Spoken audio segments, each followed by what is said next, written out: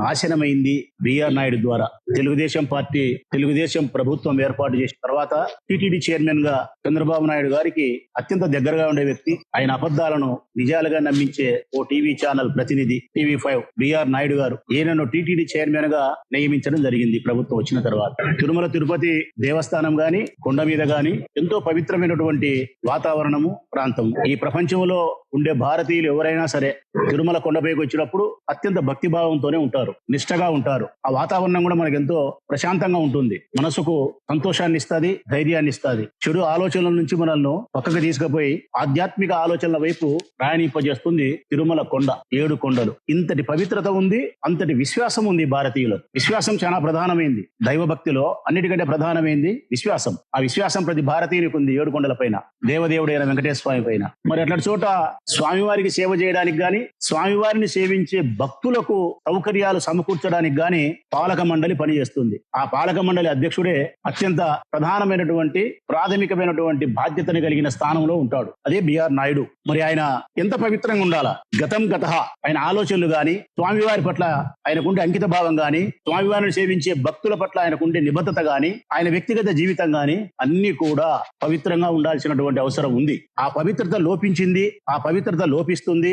అసాంఘికమైన కార్యాలకు కార్యోన్ముఖుడు అవుతాడు ఆ మనిషి అన్నప్పుడు ఆ స్థానంలోకి రాకూడదు బిఆర్ నాయుడు గారు. నేను పరాయి స్త్రీలతో అక్రమ సంబంధాన్ని కలిగి ఉంటా, పరాయి స్త్రీలతో నేను సుఖిస్తా, 70 సంవత్సరాల వయసు వచ్చిన తర్వాత కూడా నేను ఆ పాడు పనులు చేస్తా అని చెప్పి బిఆర్ నాయుడు గారు భావించినప్పుడు ఆ స్థానంలోకి రాకూడదు. రాకుండా నీ వ్యక్తిగత జీవితాన్ని నువ్వు ఎట్లా అనుభవించినా గానీ నీ గురించి మాట్లాడే అవసరం లేదు. కానీ అత్యంత పవిత్రమైన స్థానంలోకి వచ్చిన తర్వాత ఆ పాడు పనులు చేయకూడదు. ఆ పాడు పనులు చేసి మళ్ళీ బుకాయించడం, ఎంత అధ్వానంగా అన్యాయంగా బుకాయించడం అంటే దాంట్లో అశ్లీలత ఏముంది అంటున్నాడు ఆయన.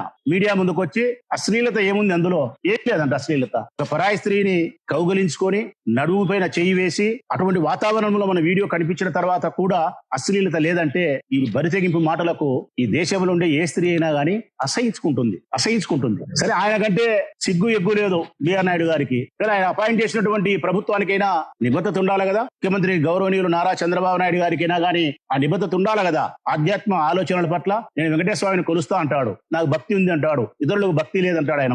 మరి నీకు భక్తి కలిగిన వానివైతే, నిజంగా నువ్వు 7 కొండల వాని పైన చిత్తశుద్ధి కలిగిన భక్తి ముఖ్యమంత్రి గారికి ఉంటే బిఆర్ నాయుడు చరిత్ర బయటకు వచ్చిన మరుక్షణమే పదవీచ్యుతుని చేసిండు. ఇప్పటికి చేయలేదంటే స్వామివారి పట్ల భక్తి కంటే తన రాజకీయాన్ని అబద్ధాలను నిజాలు చేసేదానికి ఉపయోగపడే మనుషుల పట్లనే చంద్రబాబు నాయుడు గారికి ఎక్కువ ఇష్టం ఉంది. ఒక్క మాటలో చెప్పాలంటే నారా చంద్రబాబు నాయుడు గారి యొక్క భక్తి బూటకం. నారా చంద్రబాబు నాయుడు గారికి 7 కొండల వాని పట్ల ఉండే విశ్వాసం అబద్ధం. అది అబద్ధం కాబట్టే ఈరోజు బిఆర్ నాయుడు ఇంకా పదవిలో కొనసాగుతున్నాడు. ఇట్లా ఎంతమంది ఎన్ని తప్పులు చేసినా కూడా పవిత్రమైనటువంటి లడ్డులో జంతువుల కొవ్వు కలిసిందని చెప్పి అంత అపవిత్రమైన మాటను, అబద్ధాన్ని నిజం చేసేదానికి ప్రయత్నం చేసినాడు నారా చంద్రబాబు నాయుడు గారు. వాస్తవానికైతే స్వామివారి యొక్క ప్రసాదాన్ని మనం అత్యంత పవిత్రంగా భావించి స్వీకరిస్తాం. అందులో పంది కొవ్వు కలిసిందని చెప్పి ఏ ఆధారం లేకుండా నిరాధారమైనటువంటి ఆధారాలతో ఆయన చేసిన ఆ ఒక్క చురుమాట శిక్షకు అర్హుడే నారా చంద్రబాబు నాయుడు గారు. అది 7 కొండల వాని యొక్క సమయం ఎప్పుడు తీసుకుంటాడో గానీ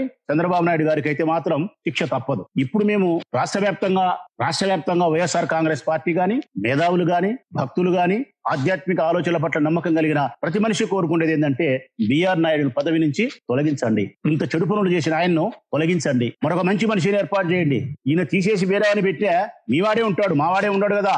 వైఎస్ఆర్ కాంగ్రెస్ పార్టీ వాడు ఉండడు, తెలుగుదేశం పార్టీ వాడే ఉంటాడు, చంద్రబాబు నాయుడు గారి మనిషే ఉంటాడు. ఈ మనిషినే పెట్టండి. ఆ పెట్టేటప్పుడు ఏదో కాస్త మంచిని చూసి పెట్టండి. ఇట్లాంటి శృంగారభరితమైనటువంటి చరిత్ర కలిగిన వాళ్ళను కాకుండా ఇట్లా చెడు పాపర పనులు చేయకుండా ఉండేవాడు కొద్దిగా పెద్ద మనిషి, మంచివారిని చూసి పెట్టి ప్రజలకు భగవంతుడి పట్ల విశ్వాసం కలిగే విధంగా మనం సైతం 7 కొండల వారిని దర్శించినప్పుడు పవిత్రమైన ఆలోచనలతో అక్కడ ఉండేలాగా ఒక విశ్వాసం కలగడానికి ఒక మార్గదర్శకుని అక్కడ మంచివాడిని పెట్టండి అని చెప్పి మేము కొడతాం. ఇంత చెప్పినా కూడా దున్నపోతు మీద వానం అన్నట్టుంది ఈ ప్రభుత్వం మీద. చీమ సిటుక్కు మనడంలే. చర్మం మందం ఈ ప్రభుత్వానికి. దున్నపోతు చర్మం కప్పుకున్నారు కాబట్టి, మందం కాబట్టి ఏమి ఇబ్బంది లేదు. మీరు ఎన్నన్నా మాట్లాడండి, ఎన్నన్నా చేయండి, మేము బిఆర్ నాయుడు కొనసాగిస్తాం. ఇంకా ఎక్కువ మాట్లాడితే ఇంతకంటే పాపర పనులు చేసిన తీసుకొచ్చి పెడతాము, మీరు ఏం పీకుతారో పీక్కోండి అనేంత బరితెగింపు ఈ ప్రభుత్వానికి అబ్బా కొడుకుల హృదయంలో కనిపిస్తా ఉంది. ఇది బరితెగింపు కాకపోతే ప్రజలారా మీరు ఒక్కసారి గమనించండి, రాష్ట్ర ప్రజలంతా మీ అందరి కోసం, మన కోసం, మన విశ్వాసం కోసం ఇటువంటి వ్యక్తిని తొలగించమని చెప్పి మనం కోరితే తొలగించలే. కనీసం ఏడుకొండల వాని గుడికి వచ్చి మేమందరం ఈ రోజు పొద్దుటూరులో మేము వెంకటేశ్వర స్వామి గుడిలో ఉన్నాం. ఇటనే రాష్ట్ర వ్యాప్తంగా 175 నియోజకవర్గాల్లో మా వాళ్ళందరూ కూడా ఏడుకొండల వాని గుడికి పోయి ఆ స్వామిని దర్శించుకొని ఒక ప్రార్థన చేస్తానాం మేము. ఏమని? తండ్రి, పవిత్రమైనటువంటి నీ ఏడుకొండలు అపవిత్రమైతనాయి ఈ బిఆర్ నాయుడు ద్వారా, ఈ చంద్రబాబు నాయుడు ద్వారా. నిన్ను నీవు రక్షించుకొని నీ పట్ల విశ్వాసం కలిగిన మా నమ్మకాన్ని రక్షించు తండ్రి. అతన్ని తొలగించేదానికి కావాల్సిన ఏర్పాటు చేయి, అక్కడ ఒక పవిత్రమైన మనిషిని ఏర్పాటు చేయి, మా విశ్వాసాన్ని బ్రతికించు తండ్రి అని చెప్పి మేము ప్రార్థన చేయడానికి గుడికి వస్తే ఇక్కడ పోలీసు వాళ్ళని పెట్టినారు. చిత్రం ఏంటంటే లోపల పూజ చేసే స్వామికి నోటీసులు ఇచ్చినారు, పూజ చేసే స్వామికి ఇచ్చినారు బ్రాహ్మణోత్సవానికి నోటీసులు. ఏమని? ఇక్కడ 30 యాక్ట్ అమల్లో ఉంది కాబట్టి ఇక్కడ ఎవరే గానీ నలుగురికి మించి గుడికి రాకూడదని. ఈ రోజు స్వాతి నక్షత్రమా? స్వాతి నక్షత్రం పవిత్రమైన దినం, చాలా శనివారము. ఏడుకొండల వాని గుడికి వస్తారు, లక్ష్మీనరసింహస్వామి గుడికి పోతారు, కొన్ని వందల మంది ఇక్కడికి వస్తారు. ఇక్కడికి మేము వస్తే స్వామికి నోటీసులు ఇచ్చి నలుగురికి మించి గుళ్ళేకి వస్తే కేసులు పెడతామంటే ఈ ప్రభుత్వం బతికి బట్టగట్టడానికేనా?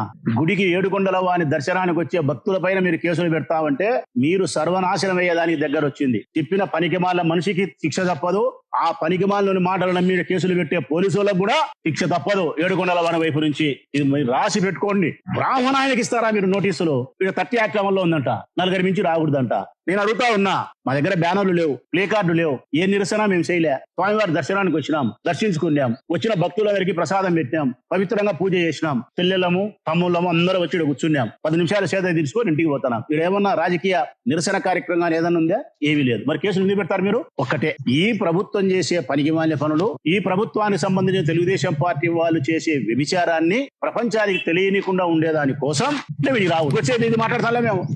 ఇదిగో 400-500 మంది వచ్చినాం, 400-500 మంది స్వామివారి దేవాలయానికి వచ్చినారంటే ఎందుకు వచ్చినారంటే ఇదిగో బిఆర్ నాయుడు తొలగించమని వాళ్ళు ప్రార్థన చేస్తున్నారని 10 మందికి తెలుస్తుంది. ఇది ప్రపంచానికి తెలియకూడదు. ప్రపంచానికి తెలియకుండా ఉండేదాని కోసం మేము ఇడికి రాకూడదు. ఇడికి రాకూడదంటే మమ్మల్ని బెదిరించుకోవాలా, కేసులు పెట్టాలా. నువ్వు పెట్టే కేసులకు వైఎస్ఆర్ కాంగ్రెస్ పార్టీ కార్యకర్త భయపడతాడా ముఖ్యమంత్రి గారు? నువ్వు పెట్టే కేసులకు, పోలీసు వాళ్ళు పెట్టే కేసులకు మేము ఒక్క నిమిషమైనా జంకుతామా? మా ఆడపిల్లలు భయపడరు, మేము కాదు. మా ఆడపిల్లలు వైఎస్ఆర్ కాంగ్రెస్ పార్టీకి సంబంధించిన మా చెల్లెళ్ళు, మా ఆడపిల్లలు భయపడరు. మీరు పెట్టే కేసులకు పెట్టు, ఎంతమంది మీద కేసులు పెడతారో. న్యాయస్థానానికి వస్తాం, మేము చేసిన నేరం ఏందో చెప్తాము, మీరు చేసిన నేరం ఏందో చెప్తాము. న్యాయస్థానంలోనే మిమ్మల్ని అడిగి వారేసే ప్రయత్నం చేస్తాం. ఇది చాలా దుర్మార్గమైన ప్రభుత్వం. దేవాలయానికి వచ్చిన వాళ్ళపైన కేసులంట, స్వామివారిని సేవించడానికి వచ్చిన వారిపైన కేసులంట, స్వామివారి పట్ల అపవిత్రమైన పనులు చేసే వాళ్లకు రక్షణ అంట పోలీసు వాళ్ళు. ఇంతకంటే ఆధ్యాత్మికమైనటువంటి విషయంలో అనాగరికమైన చర్య ఏదైనా ఉందా అని చెప్పి ముఖ్యమంత్రి గారిని ప్రశ్నిస్తాను. స్వామిని దర్శించుకొని సేవించే మాకు శిక్ష, ఆ స్వామివారి పట్ల అపవిత్రమైనటువంటి హృదయముతో వ్యభిచారం చేసే వాళ్ళకు ఈ పోలీసులు, ఈ ప్రభుత్వం రక్షణగా నిలబడతాదే? రామదాస్ కథ చెప్పాల్సి వస్తుంది మీకు. మహాభక్తుడైన రామదాసును చెరసాలలో బంధించినప్పుడు శ్రీరామచంద్రుడు వచ్చి రాజుకు కట్టాల్సిన కప్పం కట్టి ఇడిపించుకొని పోయినాడు. ఇది మా పరిస్థితి కూడా అదే. ఏడుకొండల వానికి భక్తులమైన మేము అత్యంత పవిత్రమైన హృదయంతో ధర్మం వైపు నిలబడినప్పుడు ధర్మానికి విరుద్ధంగా ఈ ప్రభుత్వం పనిచేస్తే, అపవిత్రమైన పనులు చేసే వాళ్ళను కాపాడేదానికి ఈ ప్రభుత్వం పనిచేస్తే, ఈ ప్రభుత్వానికి తొత్తులుగా పోలీసులు వ్యవహరిస్తే స్వామి శిక్షించడాలను పెద్ద శిక్ష ముఖ్యమంత్రికి వేచి చిన్న శిక్ష అన్న పోలీసులు వేడా? మేము చట్టం పని చేస్తామని పోలీసు వాళ్ళు అంటే న్యాయం ఉంది. చట్టం పని మీరు చేయలే, చట్టానికి మీరు ప్రతినిధులుగా లేరు. చంద్రబాబు నాయుడుకు తొత్తులై మీరు పని చేస్తున్నారు. చట్టానికి మీరు ప్రతినిధులైతే మీకు సెల్యూట్ చేస్తాం. చంద్రబాబు నాయుడుకు మీరు తొత్తులై పనిచేస్తే ఏడుకొండల వాని శిక్షకు మీరు కూడా గురి అవుతారు. దయచేసి రాష్ట్ర వ్యాప్తంగా ఏ ఏడుకొండల వాని భక్తుని పైన, గుడికి వచ్చిన వాని పైన మీరు కేసులు పెడితే మాత్రం చాలా అన్యాయము. దీనిపైన ఇంతకు 2 ఇంతలు మళ్ళా గట్టిగా మేము కొట్లాడాల్సిన పరిస్థితి వస్తుందని పోలీసు అధికారులకు విజ్ఞప్తి చేస్తూ బిఆర్ నాయుడు గారిని వెంటనే తొలగించేంత వరకు రాష్ట్ర వ్యాప్తంగా ఈ కార్యక్రమాలు వైఎస్ఆర్ కాంగ్రెస్ పార్టీ శాంతియుతమైనటువంటి పద్ధతుల్లో భక్తి మార్గంలోనే మా శక్తిని నిరూపించుకునేదానికి ప్రయత్నం చేస్తానే ఉంటాం. ధర్మాన్ని కాపాడడానికి, ఆధ్యాత్మిక ఆలోచనల పట్ల విశ్వాసాన్ని ప్రజలకు ఉంచడానికి మా ధర్మాన్ని మేము పాటిస్తామని చెప్పి ముఖ్యమంత్రి గారికి తెలియజేస్తూ వాస్తవ సత్యాలను ప్రజలు గుర్తించాలని సవినయంగా వేడుకుంటూ సెలవు.